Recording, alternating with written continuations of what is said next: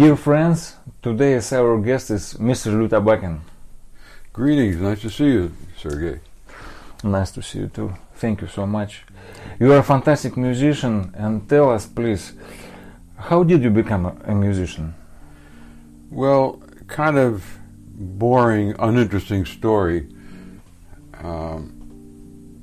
I decided at a certain age, maybe 12 or 13, I'd like to play something.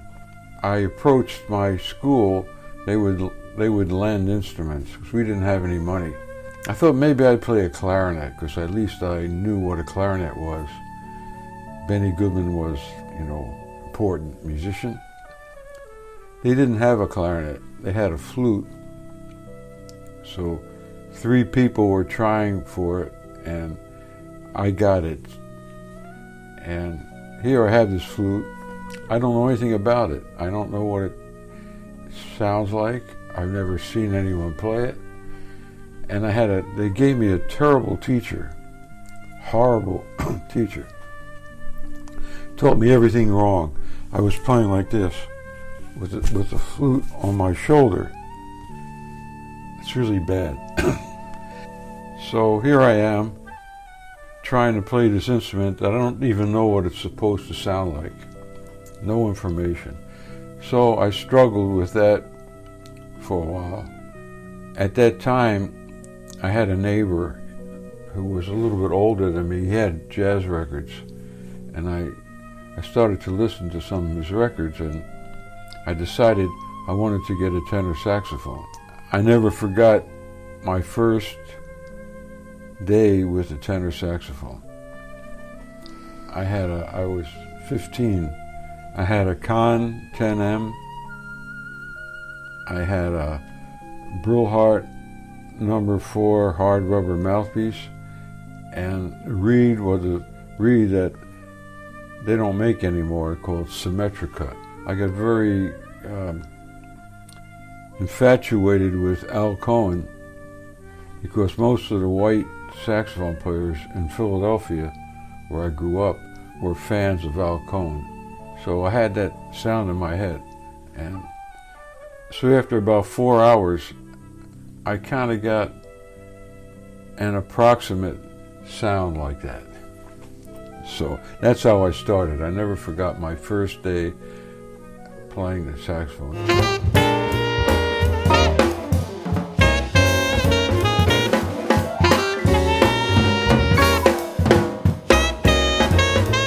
I would go around and try to play at jam sessions.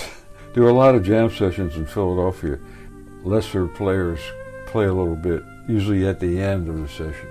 I learned by trial and error, if that makes any sense.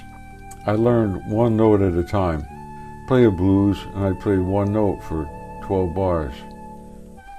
Next 12 bars, I'd add one note, and every chorus I would add a note. And the interesting thing is that when you don't have any information, we didn't have a lot of books and jazz aids and all that.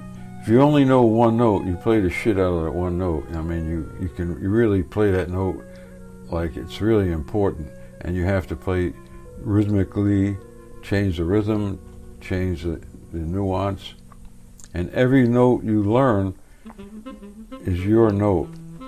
It's like you own that note. It's not like you got it from a book or someone taught it to you. So I call it the trial and error method of playing. Anyway, that's how I started playing. I reached a point, I used to be a kind of a early Coltrane clone, which there's still millions of them today. And I said, well, there's something wrong with this. Why am I doing this? Like, I'm trying to be someone else. It's like being an actor, and you're pretending to be someone else. I was about 21. I started to investigate tenor saxophone tradition. I knew a guy, trombone player, who had lots of records. I went to his place, and he played me Lester Young. I never heard these people really, And you listen to Lester Young and, you know, it's magic, it's perfect.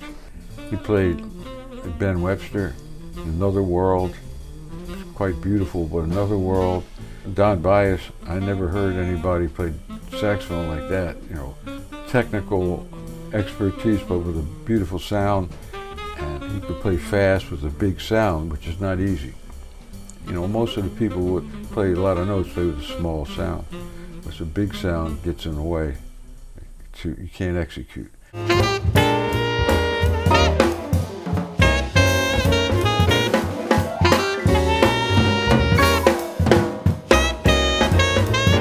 So I heard all these people, and then he played me Coleman Hawkins. I couldn't understand Coleman Hawkins. It was too hard. It was like, you know, wow. I mean, the sound was different, the time feel was different, the notes were complicated. So that was the one that kind of I had a difficulty with. And years later, the light bulb, you know, the light went off. And I said, wow, Coleman Hawkins is the source of the whole thing.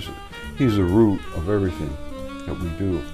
So it became very important. So that's what I did to try to find out who I was. And then when I listened to Sonny Rollins, who was a hero of mine, when I listened to him play, I could hear all the elements of the people that I had been listening to. I said, oh, that's Prez, oh, that's Hawkins, oh, that's Chu Berry. You know, I could hear the elements in his playing, and it reinforced my idea that the way to find your identity is by, you know, listening to and absorbing feelings and music from many great players, and you put it in a pot, mix it up, and something new comes out. What could you tell our new generation of saxophone players? I would like to tell them that don't neglect sound. I run into mainly tenor saxophone players. They keep their head down when they play, like, because Coltrane did that, and the strap is down, and the sound is not happening.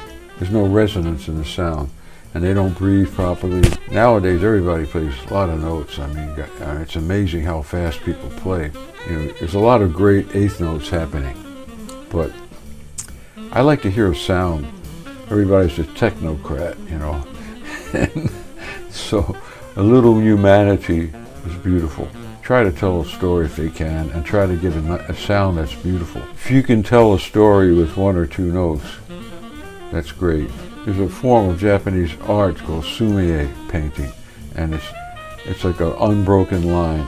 If you can play like a chorus or even 8 bars of a beautiful unbroken line, that's something. I like to think of playing as a narrative expression. It's making a sound become visual.